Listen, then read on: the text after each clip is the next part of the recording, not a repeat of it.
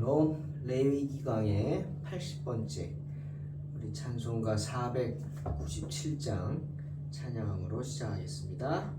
주 예수 넓은 사랑.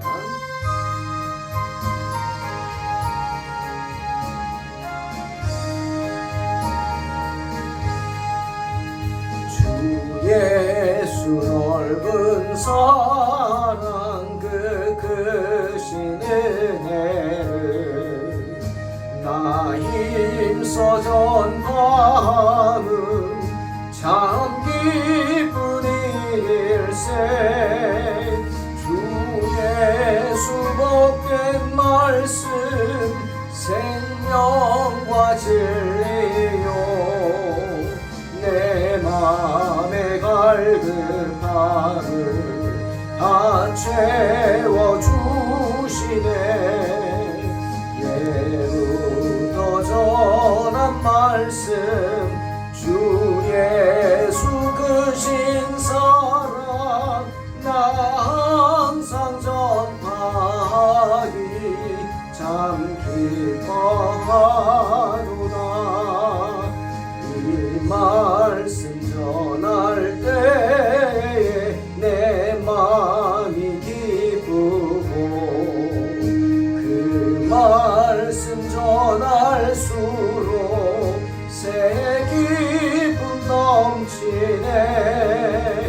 구원의 복된 말씀 못 들은 사람이 세상의 마음으로 힘써서 전하세.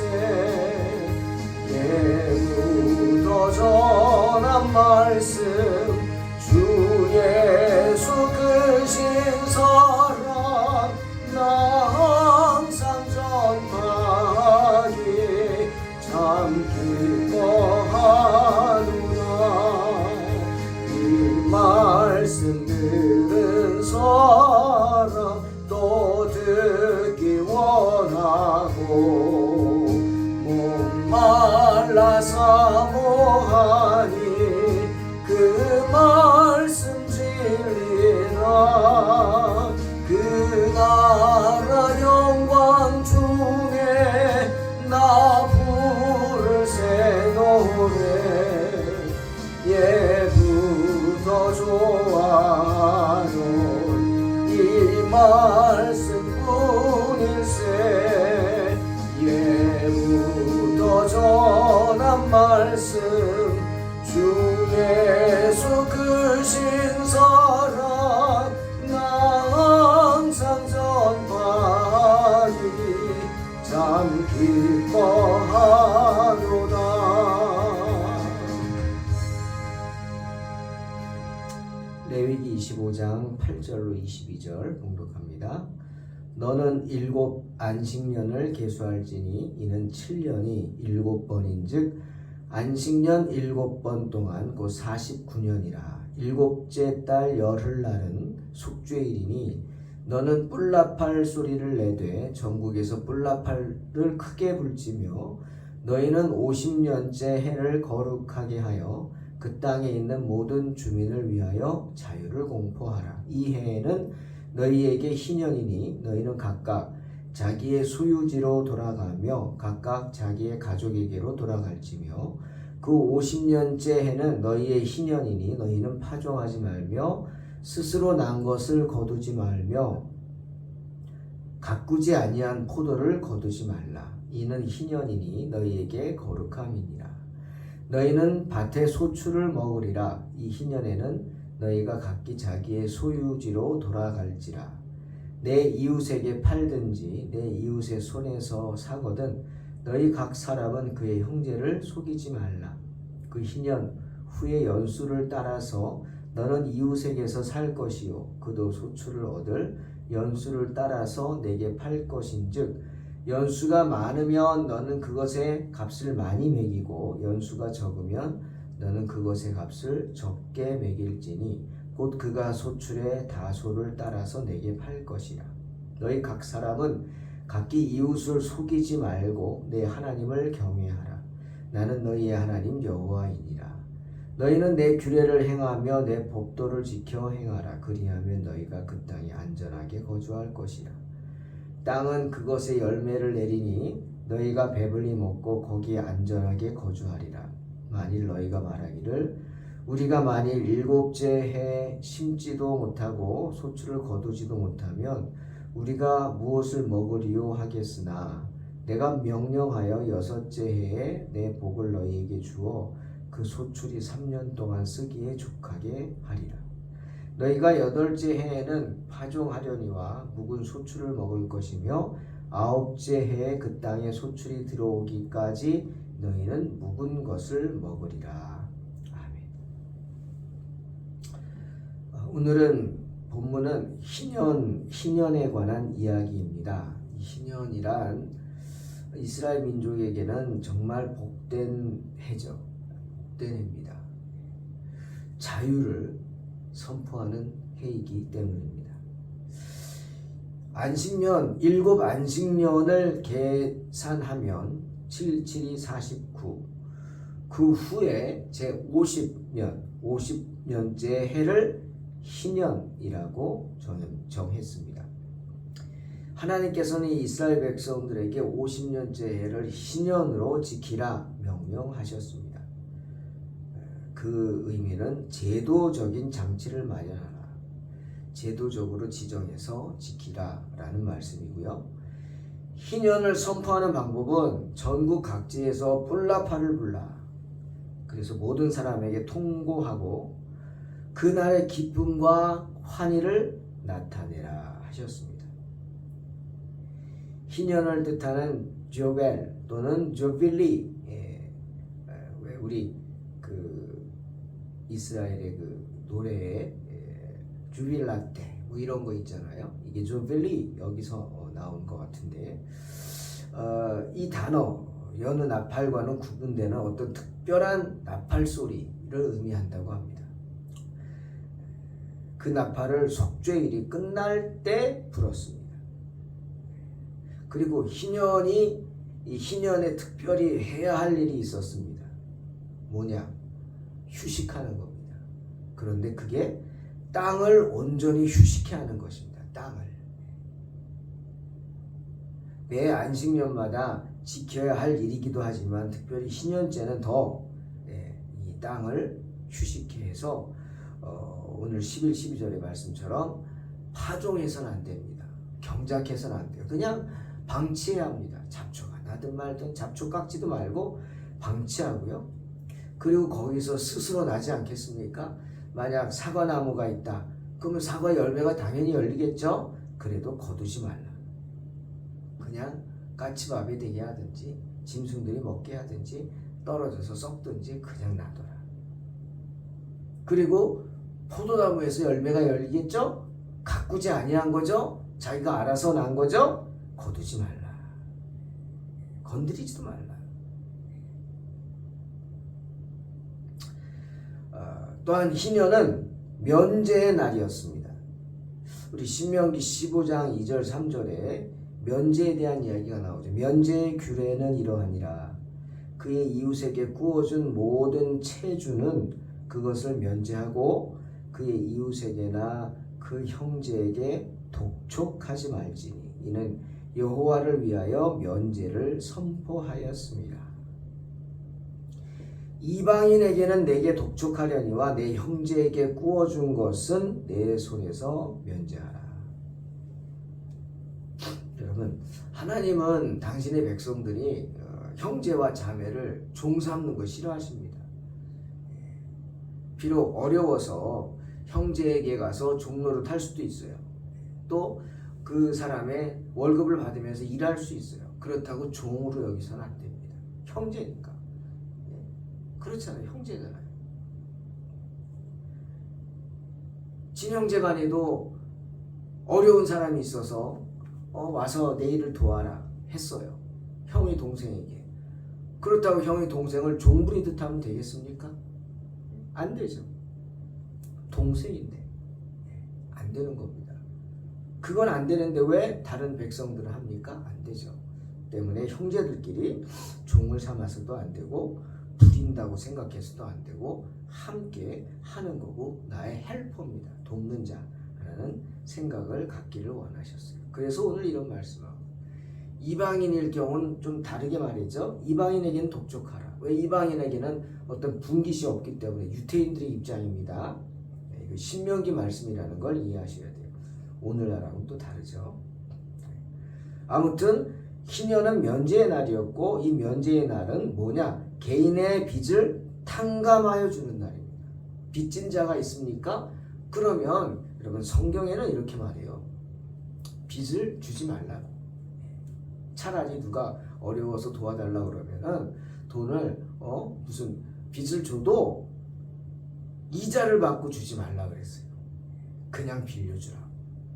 그 대신 내가 무리를 해서 내가 돈이 없는데 어디서 꾸어다가 빌려줘서는 안 되겠죠? 그래서는 안 되죠. 내가 있는 범위에서 또 이렇게 생각하라 그랬어요. 그냥 준다고 생각하고 정한 되면 준다고. 여러분 돈 때문에 사람을 잃지 않습니까? 그래서 꾸어주는 일 가능은 하지 마십시오. 그냥 내가 준다고 생각하고 꾸어주세요. 그러면 이자 받지 말고 그래 내가 어느 정도 해줄 테니까 돈이 생기면 갚아. 이런 마음으로. 그렇죠? 그러지 않는 한은 돈놀이 하면 안 됩니다. 심지어 돈놀이 하면 진짜 안 되죠. 하나님이 제일 싫어하는 게 돈놀이 아닙니까? 이자놀이 아닙니까? 저도 개척할 때 돈이 없어서 뭐 그렇다고 직업이 없으니까 목사는 직업으로 인정 안 해주잖아요. 은행에서 빚을 안 주죠. 대출 안 해줍니다. 그거 어떡합니까? 사채를 쓰는 거죠. 그리고 제일 뭐 좋은 게 뭐냐? 좋다는 표현이 그렇지만 아무튼 어머님 친구분들한테 돈을 빌리는 겁니다. 어머님 친구분들이 빌려주십니다. 물론 그냥 안 빌려주죠. 이자를 내고 빌려주죠. 뭐 적지 않은 뭐 이자, 은행 이자보다 비싸죠. 하지만 빌려주니까 빌릴 수가 없는데 감사하죠. 그래가지고 또 돈을 많이 빌려서 개척할 때 시작하고 그거를 조금씩 갚아나가고 계속 빚을 지고 힘들게 했던 기억이 납니다.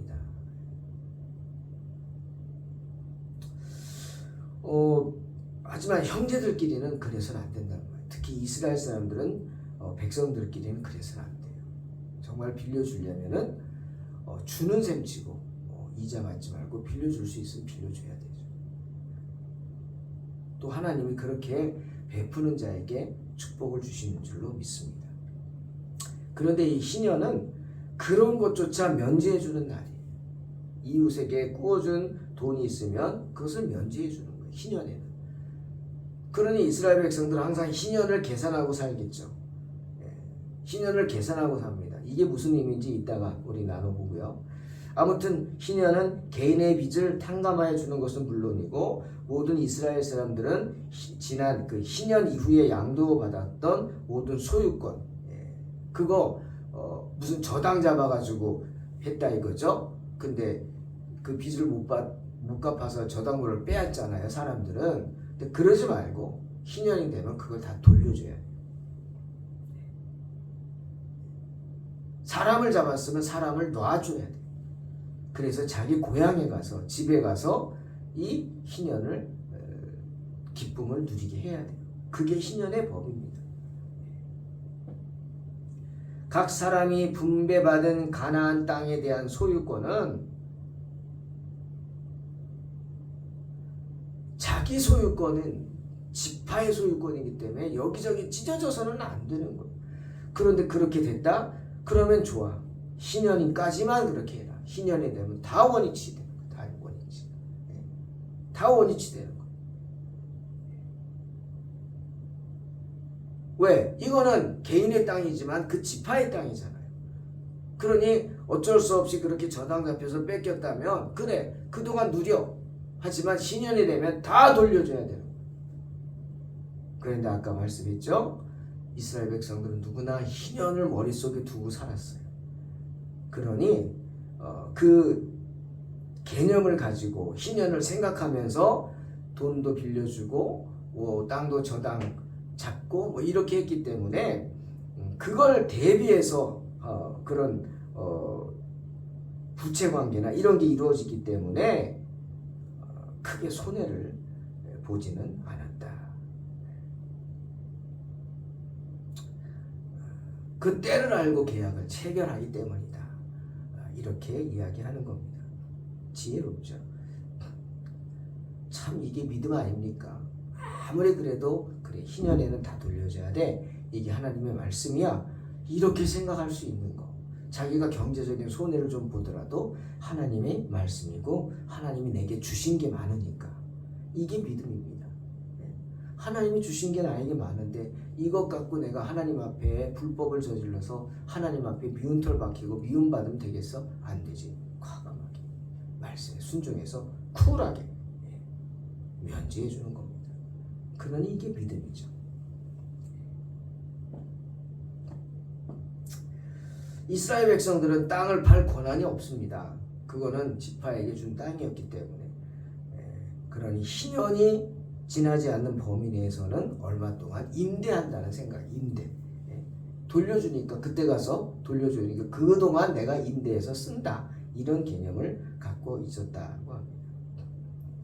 이런 희년의 규칙이 정해졌기 때문에 덩달아 다른 규칙들도 정해집니다. 서로 땅을 매매해도 희년이 되면 다시 원위치로 돌려진다. 그래서 지파 간에 어떤 구별이 막 섞인 게 아니라 찍혀졌어요. 희년이 되면 다시 하나님이 가나안 땅에 분배한 것으로 돌아가는 거죠. 그런데 어떤 사람이 다른 지파 사람의 토지를 매입했다 그래도 희년에는 다시 돌려줘야죠. 환원돼야 돼, 소유권이. 참 이게 믿음입니다. 이게 쉬운 게 아니죠. 그리고 이사야 5장 8절에도 그런 말이 있지만 가옥에 가옥을 연하여 전토에 전토를 더하여 놓아서 그런 식으로 해서 지나치게 부자가 될 수는 없었습니다. 그렇게 남의 것을 가져다가 자기 소유를 누려서 부를 누리려고 하는 생각은 잘못된 생각이에요. 그런 생각을 하고 있었어요. 하나님이 기뻐하지 않아요. 그러니 자기가 가진 것을 최선을 다해서 경쟁하고 늘리는 일에만 전념했습니다.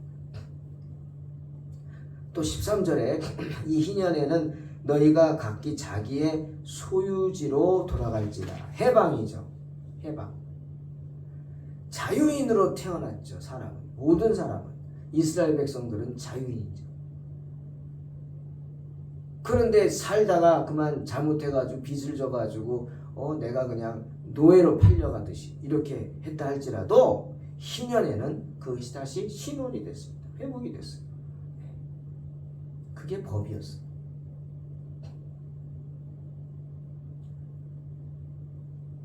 또 토지를 사고 팔 때 압제를 금하는 법도 있었다고 합니다. 사는 자나 파는 자나 지나치게 욕심을 내서 속여서는 안 되었다라는 것이죠. 그러니 아까 말씀처럼 희년을 꼭 생각하고 야 희년이 얼마 남았니? 10년 남았어? 그럼 10년의 연차를 따져가지고 그 가치를 정했다고 합니다. 그동안에 내가 이것을 10년 동안 임대한다고 생각하죠. 얼마의 수익을 얻을까? 그래서 그 가치를 정한 거예요. 그 땅의 가치가 아니죠. 그 10년의 기간에 수확해서 거둘 수 있는 그런 수확물의 가치가 그 땅의 가치가 된 거예요. 땅값이 그렇게 정해졌어요. 희년을 중심으로. 그러니까 같은 땅이라 그래도 희년이 10년 남은 땅과 희년이 5년 남은 땅은 땅의 가치가 다르겠죠. 참 수학을 잘해야 될 것 같아요. 오늘 그 말입니다. 희년이 가까우면 가까울수록 땅의 가치는 더 적을 것이기 때문에 연수가 적으면 그 값을 적게 했다. 오늘 그런 말씀이 본문에 나오죠.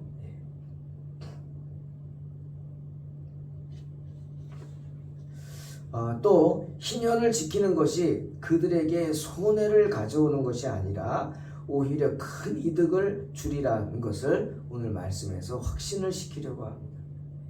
희년을 지키는 동안 땅의 열매를 배불리 먹을 것이요 안전할 것이다. 아마도 믿음이 없는 사람들은 그럴 겁니다.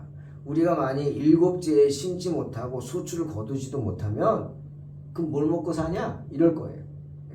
1년 동안 심지도 못하고 거기서 난 걸 거두지도 못하면 뭘 먹고 사냐고. 그렇죠? 당연하죠. 믿음이 없는 사람은 그런 겁니다.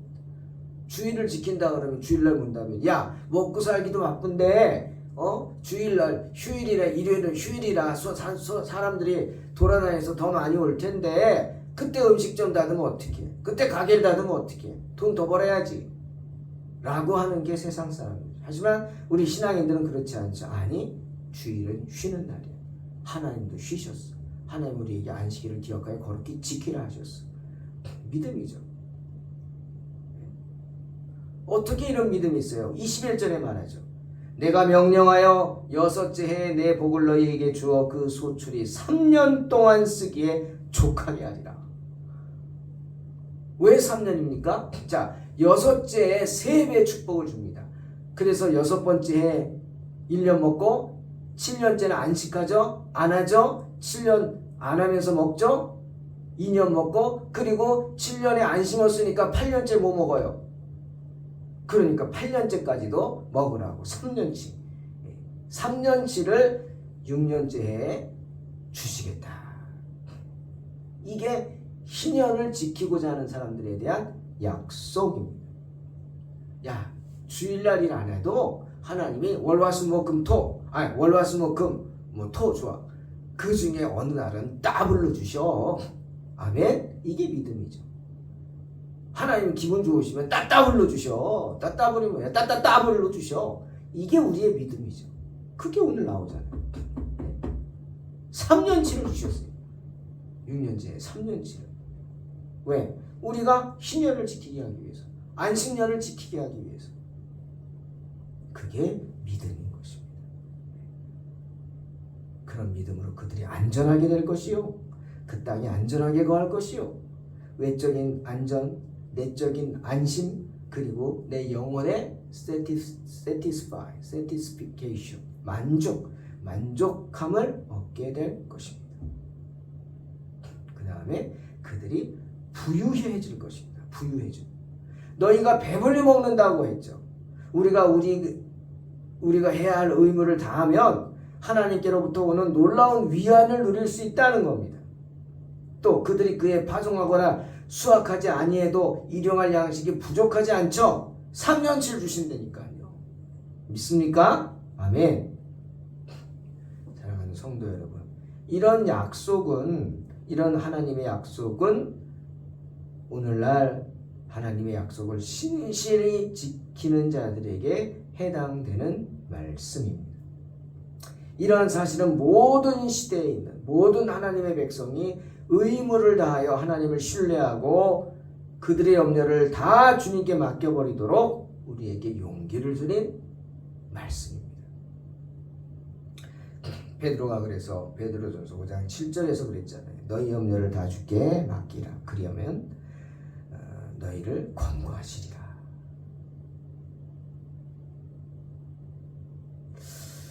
하나님의 말씀 6년에 3년치 복을 주시겠다. 참 기가 막힌 말씀입니다.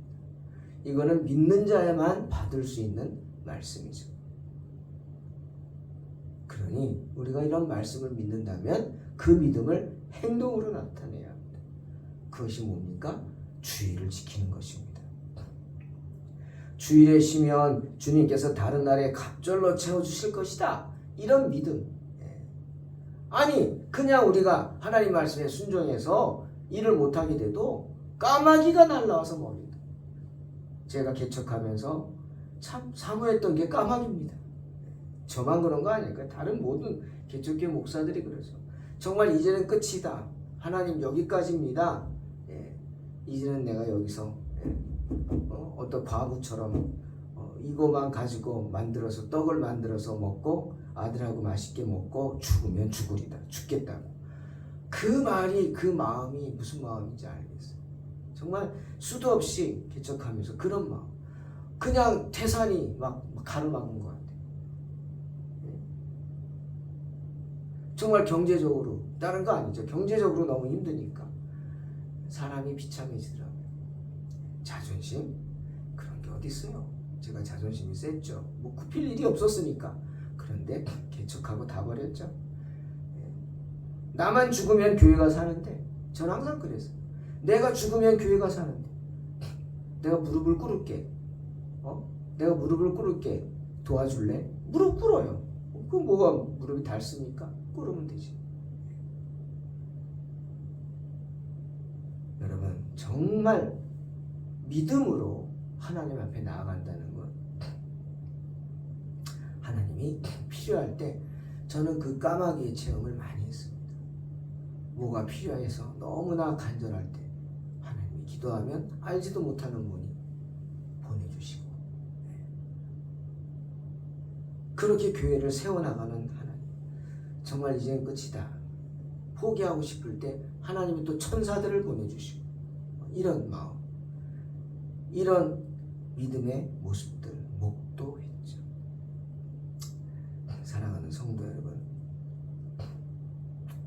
주일을 지키며 주일을 쉬면 주님이 다른 날로 따따블로 갚아주실 줄로 믿습니다. 요한복음 8장 32절에서 사도 요한이 말했죠. 진리를 알지니 진리가 너희를 자유케 하리라. 뭐가 진리예요? 주님의 말씀이 진리입니다.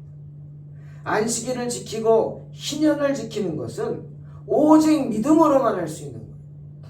주님을 믿는 믿음으로만 할 수 있는 겁니다. 불신자들은 이해 못해요. 왜? 그들은 모르니까.